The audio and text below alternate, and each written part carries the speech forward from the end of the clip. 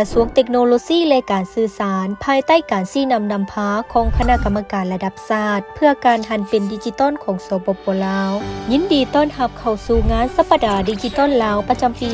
2025 ภายใต้คำขวัญ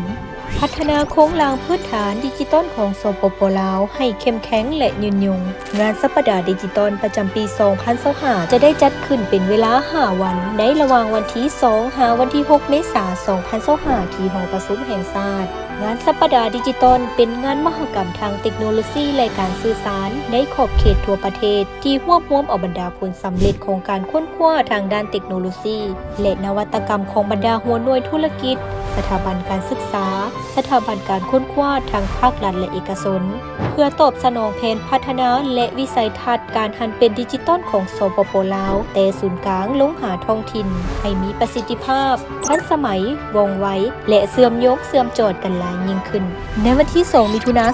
2023 คณะฐานทองลุ้นศรีสุริตเลขาธิการใหญ่คณะบริหารงานศูนย์กลางภาคประธานประเทศแห่งสาธารณรัฐประชาธิปไตยประชาชนลาวได้ตกลงรับฟ้องเอารัฐดำรัสว่าด้วยการแต่งตั้งคณะกรรมการระดับชาติเพื่อการหันเป็นดิจิตอลของสปป.ลาวเพื่อเป็นบนอิงในการจัดตั้งปฏิบัติวิสัยทัศน์การพัฒนาเศรษฐกิจดิจิตอลแห่งชาติระยะ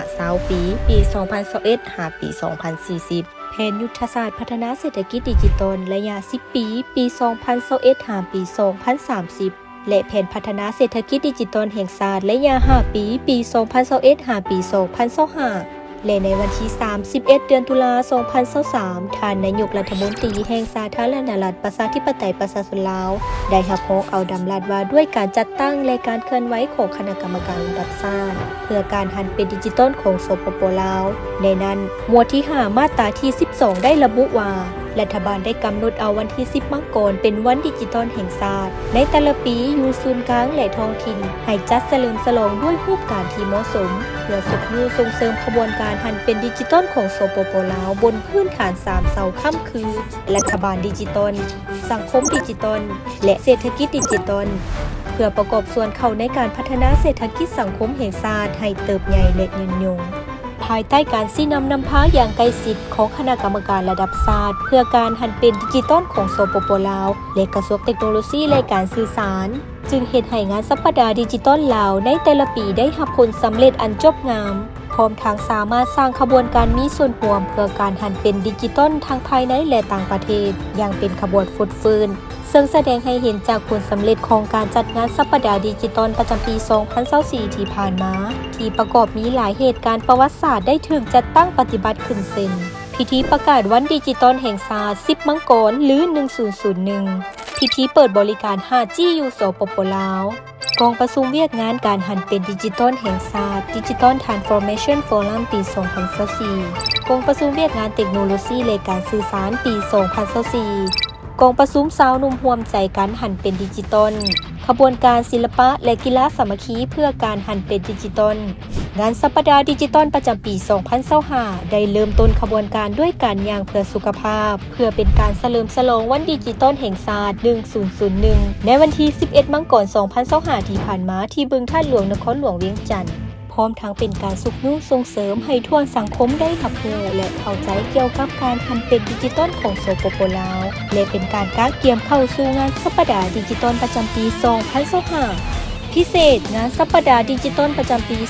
2025 จะเป็นการประกอบส่วนการสร้างขบวนการที่สำคัญคงทั่วสังคมเพื่อเฉลิมฉลอง3วันประวัติศาสตร์ของสปป.ลาวคือ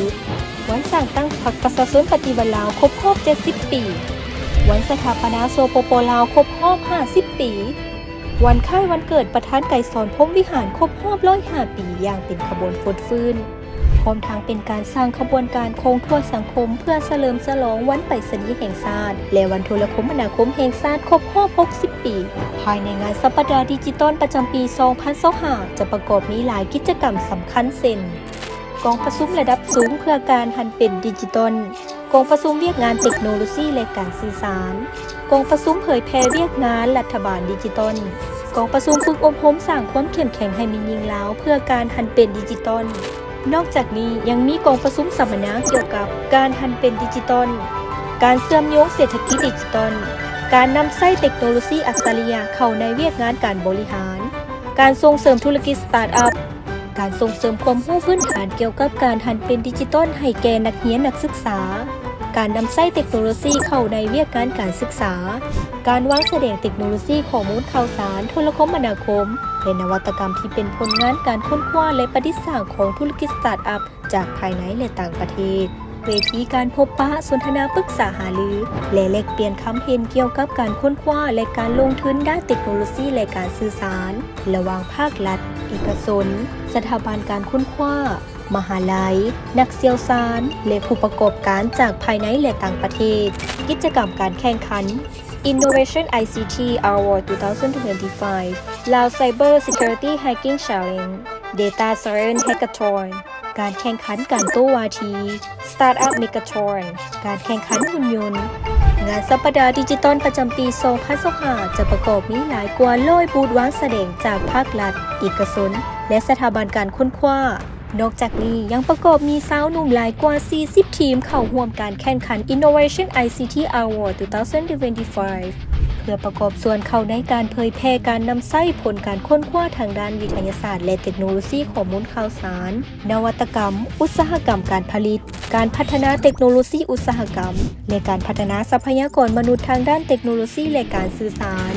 การละโอกาสในการร่วมมือจากบริษัทสตาร์ทอัพทางภายในและต่างประเทศจาก10ภาคส่วนเชี่ยวชาญจากแผนกการต่างๆจำนวนหลายกว่า300ท่านพร้อมด้วยกระทรวงต่างๆที่ปิ่นโอมคาดคะเนจำนวนผู้เข้าร่วมงานสัปดาห์ดิจิตอลปี